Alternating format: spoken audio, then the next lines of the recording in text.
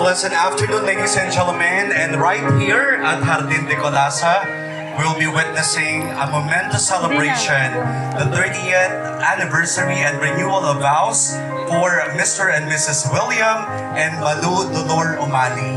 To start the ceremony, we would like to welcome Father Aloysius Buensalida. Palakpakan po natin. Father, thank you so much.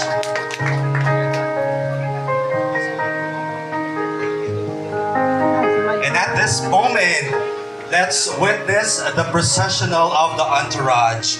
Let's give a round of applause to our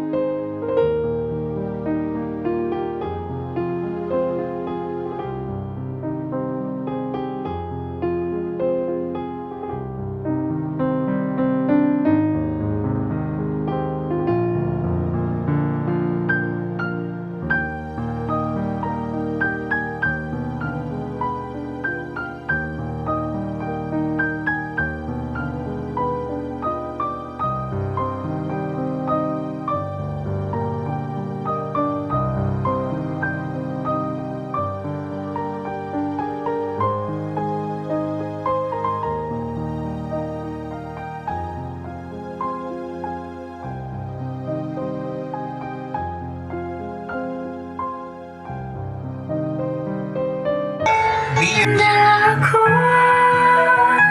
sa walang hanggan, di ba sahin, di ka sasaktan. Mula noon hanggang ngayon, ikaw at ako. isang masigabong palakpakan para sa ating bride, Ginang Malu Dolor Umali.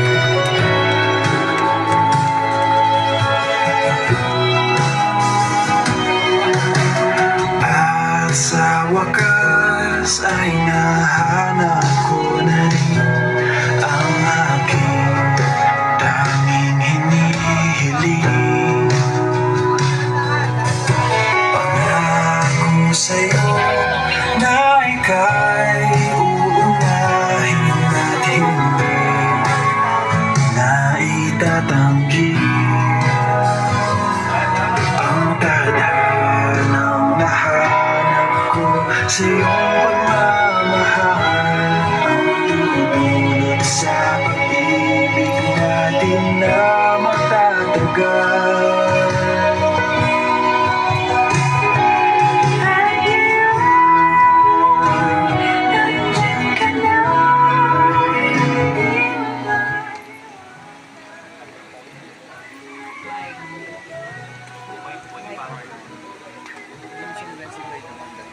hindi mo ba? Ay, wala yung mic. Yun, yun.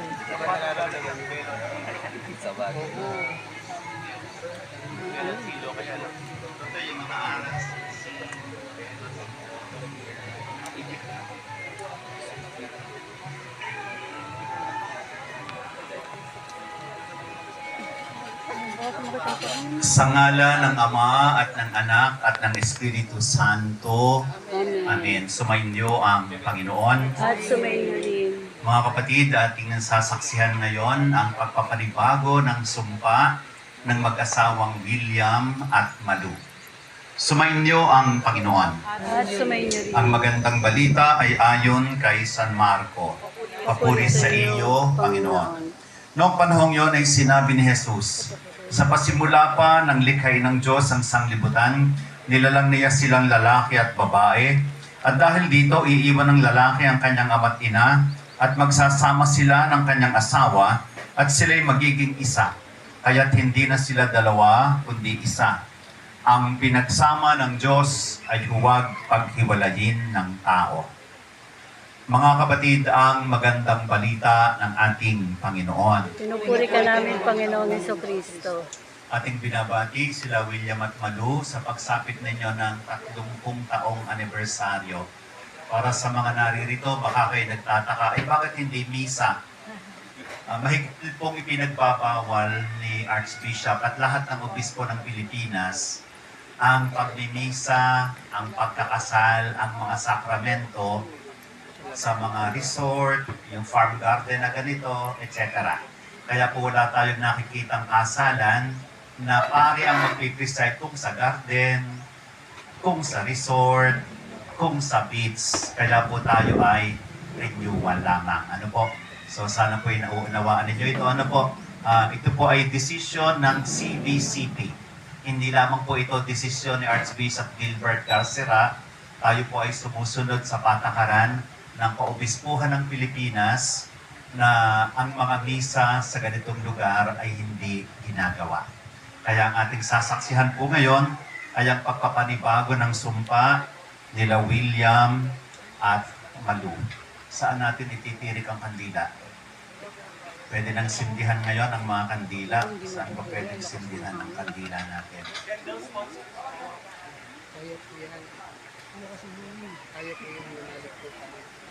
Tanganan nyo na lang. Hindi kayo sa dalawang tabi. Tanganan nyo ang kandila.